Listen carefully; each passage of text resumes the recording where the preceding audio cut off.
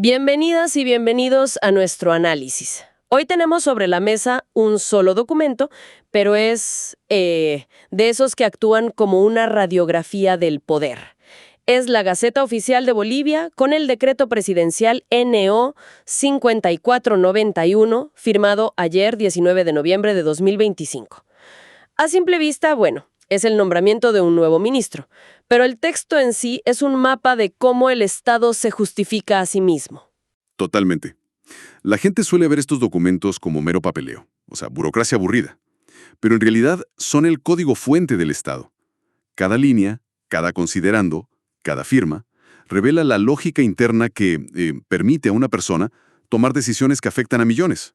Nuestra tarea hoy es desentrañar ese código. Perfecto. Empecemos entonces por la acción central, el corazón del decreto, que está en su artículo único. Designa a Jorge Franz García Pinto como ministro de Justicia y Transparencia Institucional. Es una sola frase, pero todo lo demás en el documento, que es mucho más largo, existe solo para sostenerla, ¿no? Y es que esa frase está llena de una precisión casi quirúrgica. Nombre completo, cargo exacto. En el derecho administrativo no hay lugar para la improvisación. Si dijera ministro de Justicia a secas, por ejemplo, podría ser legalmente impugnado, porque el cargo oficial, que fue creado por una ley anterior, es ministro de Justicia y Transparencia Institucional. Cada palabra importa. Es curioso que también mencione que la posesión del cargo se hará en un acto oficial a celebrarse en el Palacio de Gobierno. Esto se siente, no sé, distinto a un simple trámite de recursos humanos. Hay un componente de ritual, de performance pública. Es que el poder no solo se ejerce, también tiene que representarse. Ese acto oficial no es para el ministro, es para la nación. Es un ritual que transforma a un ciudadano, a una persona, en una autoridad del Estado ante los ojos de todos. Claro. El juramento, la imposición de una medalla, son actos que comunican legitimidad de una forma mucho más visceral que la simple publicación en una gaceta. Es la materialización del poder. Entiendo. Es el momento en que la decisión en papel se convierte en una persona con autoridad visible.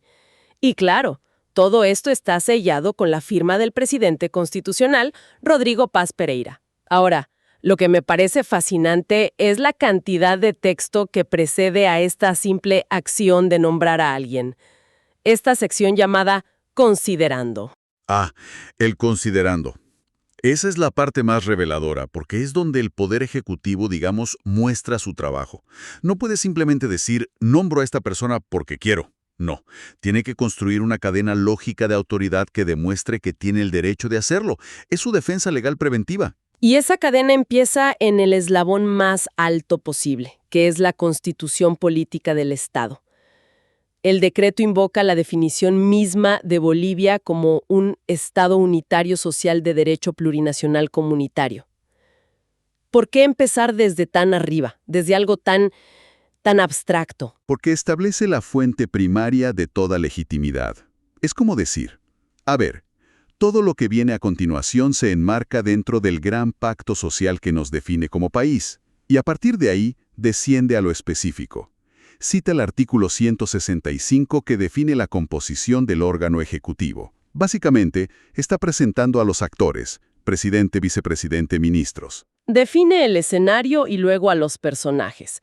Y después llega la clave de todo el asunto. Cita los numerales 4 y 22 del artículo 172 de la Constitución.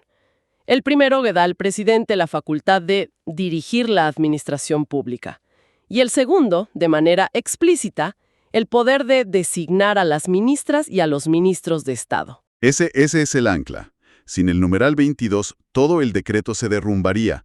Es la cláusula específica que le otorga al presidente la autoridad para este acto.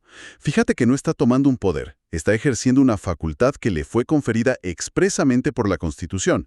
Esa distinción es la base del Estado de Derecho. Pero la cadena no se detiene ahí, y esto me genera una pregunta.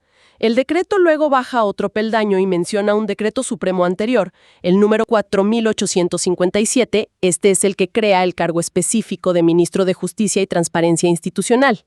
¿Por qué es necesario este paso? O sea, si la Constitución ya le da el poder de nombrar ministros, ¿no podría el presidente simplemente crear un nuevo ministerio del futuro y nombrar a alguien en el mismo acto? Excelente pregunta. y toque el núcleo de la separación de poderes, incluso dentro del propio Ejecutivo.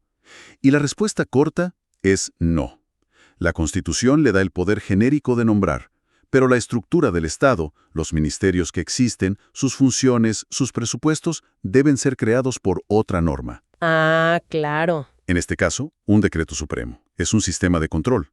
Primero se crea la silla legalmente, y solo después se puede nombrar a alguien para que la ocupe. O sea, una norma crea la estructura y otra norma, como este decreto, la opera. No se pueden hacer las dos cosas a la vez. Exactamente. Impide la creación de cargos ad hoc o ministerios fantasmas sin un sustento legal y presupuestario previo. Esta cascada de legitimidad, como la llamas, desde la Constitución, al decreto supremo que crea el cargo y finalmente al decreto presidencial que lo llena, es un mecanismo para asegurar que el Poder Ejecutivo no actúe de forma caprichosa o arbitraria. Cada eslabón refuerza la legalidad del acto final.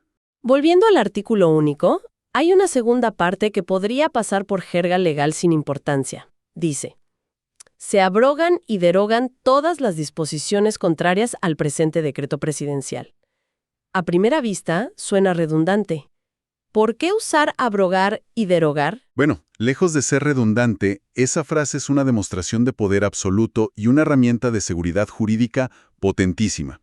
A ver, derogar es anular una parte de una ley, mientras que abrogar es anularla por completo.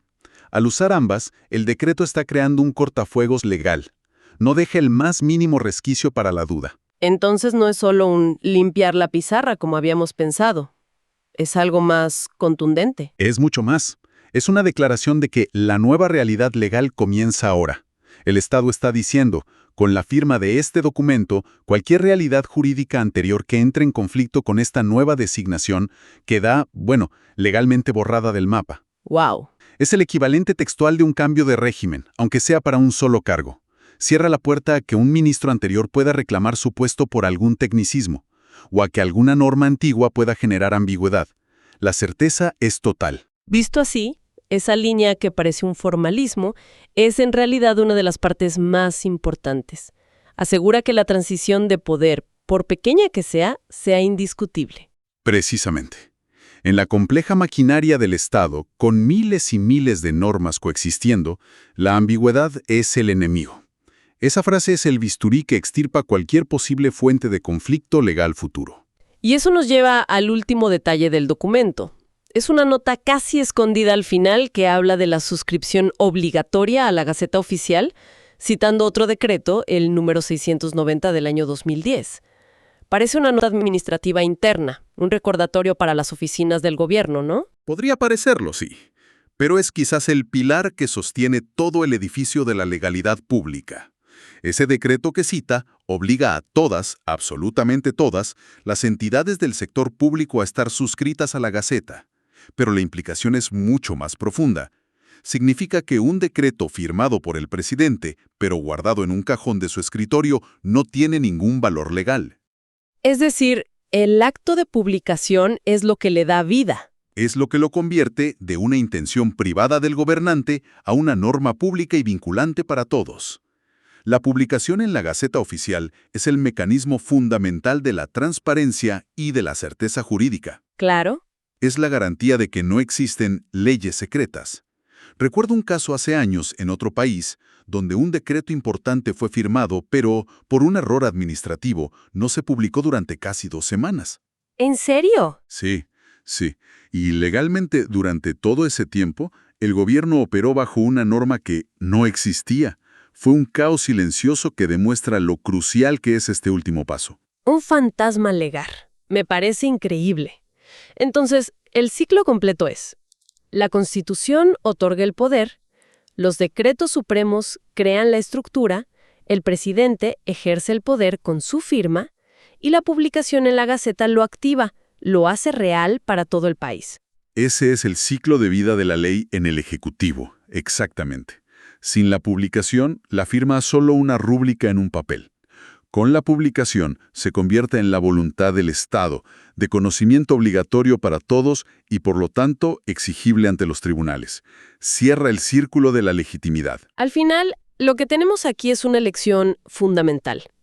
Partimos de un simple nombramiento, Pero al desglosar el documento, hemos visto toda la arquitectura del Poder Ejecutivo en funcionamiento. Nos recuerda que en la administración de un Estado, la forma es fondo. Esa es la conclusión clave. Toda esta estructura, que a muchos les parece una burocracia ineficiente, no es decorativa.